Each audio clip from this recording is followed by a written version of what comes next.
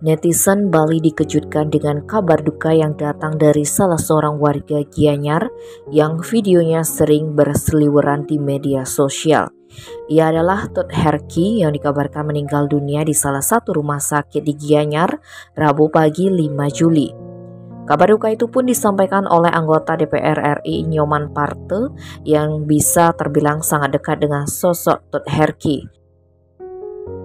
Selamat jalan Tut Herki, Pak Man bersaksi bahwa kamu anak yang baik. Semoga jika lahir lagi ke dunia, lahir jadi anak yang normal. Semoga damai Tut. Tulisnya di akun Facebook pribadi miliknya. Tak hanya dari Parte, ucapan bela sungkawa juga datang dari para netizen baik di Facebook maupun Instagram hingga TikTok. Kebaikanmu selalu dikenang banyak orang, beristirahatlah dengan tenang Tut Herki, tulis akun Facebook Tri Puspadewi.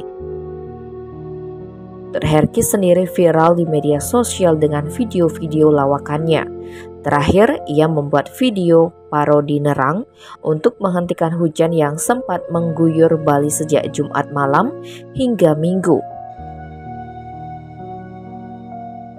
Tim Bali Express melaporkan.